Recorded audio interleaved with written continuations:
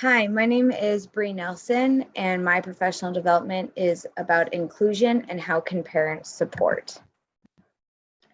This presentation's objectives and materials needed are the objectives are to understand the benefit for all in terms of inclusive practices, the importance of parents helping on the team of inclusion, and to name and debunk myths about inclusion. The materials that will be needed are pen and pencil, a paper to take notes, the informational handout, and the activity packet. We'll start with an opening activity, and you can pair up if needed. And what you'll do is you'll draw this diagram and you will fill it out about yourself, then a general education student, and then a special needs student. And as you go, you will write about who is dearest to you, who are your friends, who are your acquaintances, and who you're around because you're paid, it's just coworkers. And as you'll notice, with this special ed student, most likely all the names will be in the paid and the U for family and paid. What is inclusion? Inclusive education encompasses a process of ongoing whole school organization and development in order to assist mainstream schools to effectively educate as many children with special needs as possible. We also wanted to discuss how many students are receiving special education services in the United States. According to the 2018-19 school year, so pre-COVID, 14.1% of American children receive special ed services.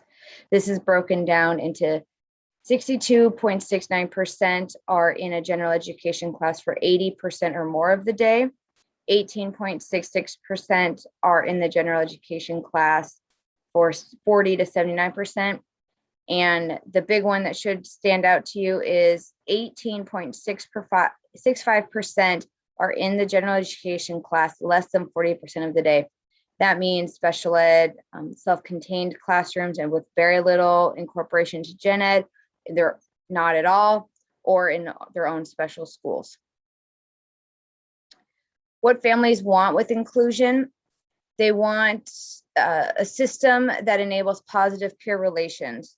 They want the prevention of bullying, help from support staff, knowledge and understanding of different strengths, not just the deficits of the specific disabilities, strong partnerships, reducing the barriers of learning, and access to participation to all students, increasing the participation of cultures, curricula, and communities of local schools, and acknowledging the rights of all students in an education in their locality. That means go to their home school versus being bused across the district to go to a self-contained class, for instance. In the beginning, we would talk about the evolution of inclusive practices. We would go through the evolution terms of mainstreaming, integration, and inclusion, which we're striving for today. These three, this diagram with the dots are explained in this video by Shelley Moore on the evolution of inclusion. Basically, she explains that it is more than just having kids breathe the same air in a classroom. They need to be part of it. And I will attach the link along with this presentation. Then we'll be working on an activity, which is the common barriers that are found when we talk about inclusion. And what you'll need is a pen or pencil, the common barriers packet, and you'll need to get into groups of 3 of both educators and parents. The directions are to look through the packet. For each barrier, write a possible definition and an example of what it might look or sound like. For example, the barrier would be someone saying someone will lose. The possible definition of what this could mean is having to provide all the different instruction levels and will take away from the other students who are in the class. And this might sound like someone coming up to you saying, I have 25 other students in my class that have needs. How could you possibly expect me to fill in the blank? It also talks about lack of respect, not feeling prepared, various different barriers that have come up.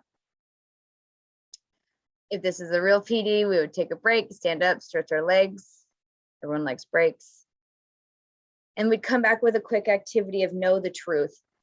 This is a truth or myth activity. And what you'll need is a pen or pencil and the rest of the activity packet, which is the myth or truth paper. You'll get in a different group, and what you do is read the statements or definitions and write whether it is a truth or a myth. For example, this is a long definition of what we just discussed about how it'll take away from the gen ed kids if there's a special needs kid. And we all know that that is a myth. So how can parents help? Well, to start out, I would talk about this quote.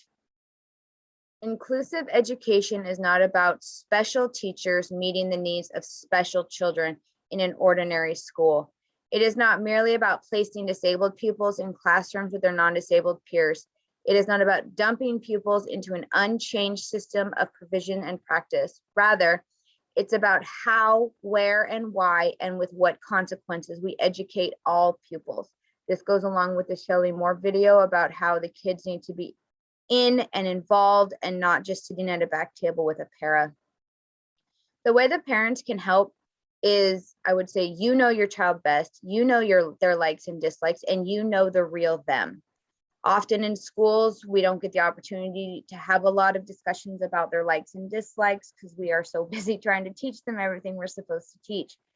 So parents bringing in the information about who their child really is would really help. Parents also can help professionals with social goals and ideas. And it's really important to have open lines of communication, both from the parents and from the educators, about how much time is actually spent in general education and how can that be improved.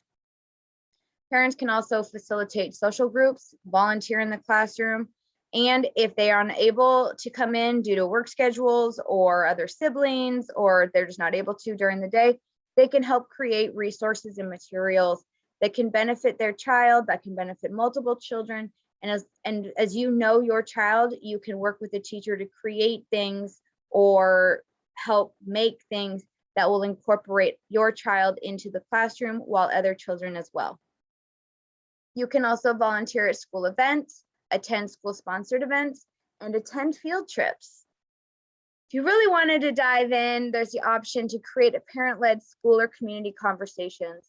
This means to get parents as leaders and to start talking about how not only do they need to be incorporated and included in the school building, but also in the community. You can bring businesses in and talk about how, starting at the school level and growing, how people with special needs can be included. The closing thoughts is inclusion benefits everyone.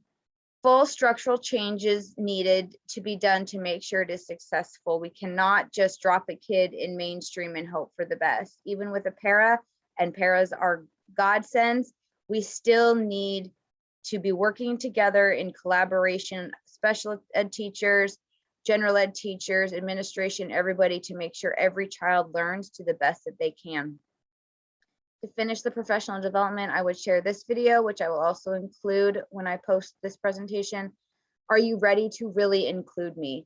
And a lot of educators, unfortunately, think that just having the children in the classroom is enough.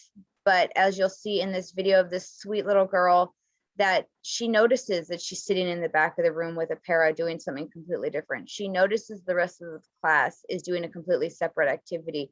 She notices, and it's from her perspective, and it's wonderful, and it shows the change that the school made to make sure that she was fully included. Thank you.